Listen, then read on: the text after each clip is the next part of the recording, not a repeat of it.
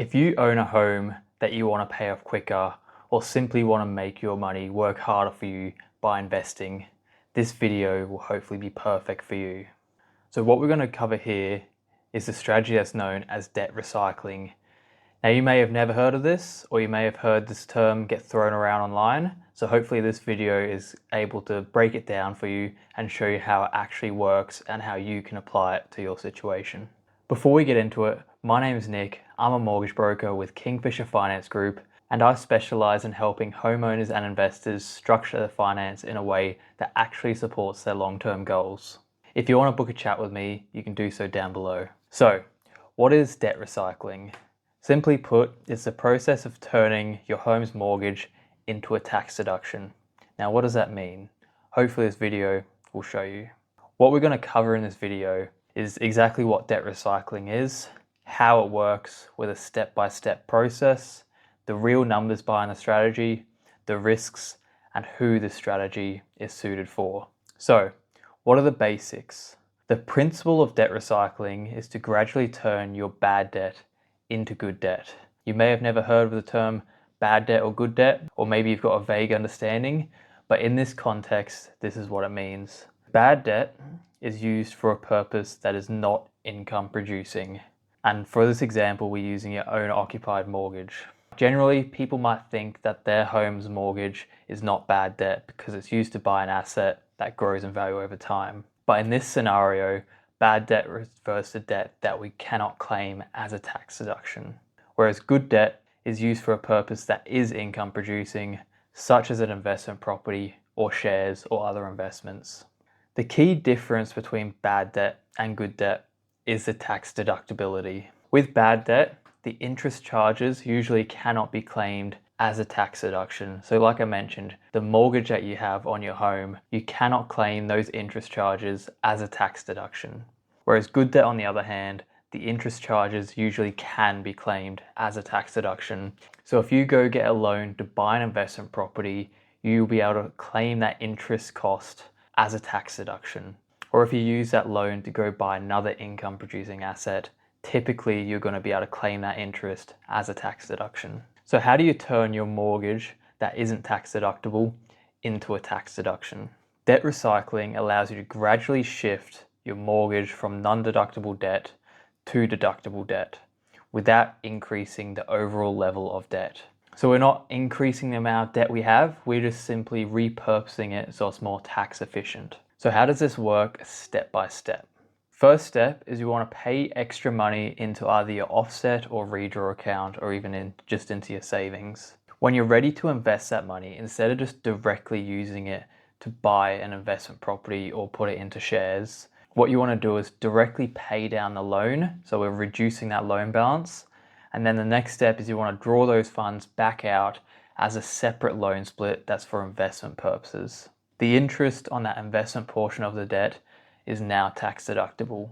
So if you've got $100,000 sitting in your offset account and you want to invest that, instead of just going and investing it, we're paying down that loan by $100,000. We're then redrawing it back out as a separate $100,000 investment loan that is now tax deductible.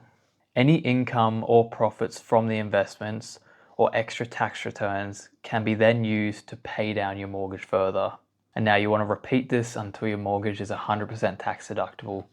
This isn't a strategy that works overnight, but it's something that you can implement now, and over 5, 10, 15 years, you can see big results from it. So how effective is debt recycling? What we're going to go through here is some numbers that give you a general idea of what it will look like. And a quick disclaimer, the numbers in this example are for demonstration purposes, and they do not reflect your personal financial tax situation. You should always speak to an accountant if you're looking to do debt recycling, just to make sure everything's set up properly and make sure it's appropriate for your situation. So first, we'll look at the numbers behind buying an investment property without debt recycling, and then we'll compare it to if you do use a strategy. So scenario one, we'll say you've got an existing mortgage of $600,000, and the yearly repayments at principal and interest, we're assuming a 6% interest rate here, is just over $43,000. And we're going to assume you saved up $200,000 in an offset account. So in this scenario, we're going to use that savings to directly purchase an investment property that's going to be worth $800,000. Now that $200,000 is going to cover a 20% deposit plus a bit extra to cover stamp duty and stuff like that. The loan we're going to have is $640,000. The yearly repayments just over $38,000, and we're going to go interest-only payments. We'll go further in that a bit later. We're assuming a 4% rental yield, which will be $32,000 in rental income, which is pretty generous. And we're assuming rental expenses of about 20% of the rental income, which is $6,400 a year. Adding all this up, the property cash flow is about negative $12,000 a year, or nearly negative $13,000 a year. So now if we look at the potential tax return or tax reduction we're going to get from this negative cash flow, using negative gearing, of course, and we're going to assume you're in a 30% tax bracket, which is where the average wage is. The after-tax cash flow comes to about negative $9,000 a year, roughly. And then when we look at the mortgage payments on your normal home loan, we add them together and we're negative about $52,000 a year. Now let's look at scenario 2. And what we're going to do is use the same numbers as that first scenario, except first we're going to recycle that debt to turn it into tax deductible debt.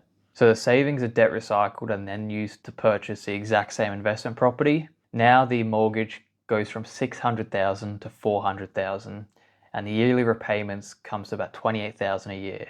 The investment loan split is then going to be $200,000. So you've still got $600,000 total debt against that property, but $200,000 of it now is tax deductible. Now we've also structured this as interest-only payments.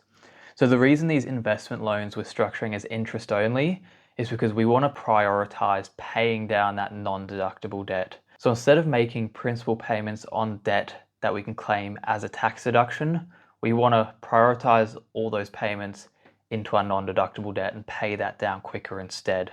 And then once our non-deductible debt is paid off, then we can prioritize the investment loans. Structuring it this way can save you thousands and end up paying off your loans much quicker. The loan on the investment property is going to be the exact same. Still got a $640,000 loan. The income expenses all going to be the exact same.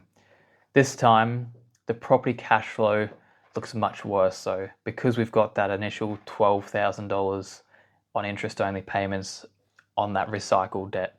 So we're looking at a negative $24,800 per year instead of the negative $12,000 that we had before. But then if we do the same math on this, we're looking at this is negatively geared, that's potential tax refund or tax reduction at a 30% bracket is going to be a bit over $7,000. So this comes to about negative $17,000 total. And then when we look at the mortgage payments, our net cash flow ends up being negative $46,000. So if we compare the two, we're saving nearly $6,000 per year just by debt recycling. And this will have a compounding effect every year. And the more you debt recycle and the longer you do it for, can end up being tens of thousands of dollars or even over $100,000 in savings over a 10, 15, 20-year period. So like all things, it's not perfect and there are risks involved. So here are the risks that you need to know about with debt recycling. So debt recycling can be powerful, but it also introduces new risks that need to be understood up front. The first risk is market risk. Property values and other investments can fluctuate, and you still owe the bank no matter what. So remember, whatever you're investing in that with debt. So just be mindful. Number 2 is interest rate risk. Higher rates, increased repayments, and holding costs. So again, we're leveraging debt to make these investments. So you just want to make sure that you're actually getting a return on your money and you're not worse off. Third risk is execution risk. And what I mean by that is the incorrect loan structure or mixing the use of the funds can affect your tax deductibility, which ruins the whole strategy. What I mean by mixing the use of the funds is if you're recycling $200,000 and then you use $150,000 to invest and then you use $50,000 for personal use, if that's all in one loan split, that can muddy the waters and make it hard for you to claim those tax deductions. So if you are going to debt recycle, make sure the funds are kept clean If you're recycling 200,000 for investment purposes, just make sure all of those funds do go towards investment purposes. The fourth risk is security risk. Again, we're leveraging debt and your home is still the security. If something goes wrong and you're unable to make payments, you do put your home at risk. The fifth risk that we want to talk about is liquidity risk. Simply put, property is not a quick or flexible asset to sell. So if you need quick access to funds, this can be an issue. Now we've sort of gone through the numbers, what it is, and what the risks involved are. Who is debt recycling for and who does it suit?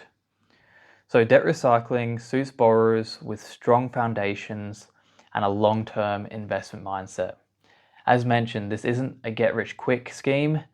It's not something that happens overnight, but it's a strategy that can compound over years and end up saving you a large amount of money. So this suits homeowners that have available equity and manageable loan-to-value ratios, people with stable income and surplus cash flow after expenses. If you don't have any surplus cash flow, you're going to be finding it hard to put away the extra money to actually invest. It suits investors that are comfortable with long-term holding and market cycles. This also suits borrowers who are disciplined with money and loan structure, and people in higher tax brackets. Now, this isn't essential, but people in higher tax brackets generally get much better returns by doing debt recycling, just because the amount of tax that they do get in savings is a higher percentage than someone, say, in a 30% tax bracket compared to a 45% tax bracket. Again, debt recycling is a strategy that restructures existing home loan debt so that over time, more of the interest becomes tax deductible while you invest in assets such as property. It doesn't increase your total debt, but it changes the purpose of your debt over time. And as we mentioned, debt recycling is not a risk-free strategy and can be impacted by interest rates, market movement, cash flow, and the correct loan structure. Because of this, the strategy is best suited to borrowers with stable income, strong discipline, and a long-term investment mindset. If it's used appropriately with the right professional support, debt recycling can be a powerful tool, but it must align with your personal goals and your overall financial strategy. Hopefully this video's been some help to you and now you understand what debt recycling is and how it works. If this sounds like something that could apply to you, feel free to reach out and book a chat with me and we can go through your scenario.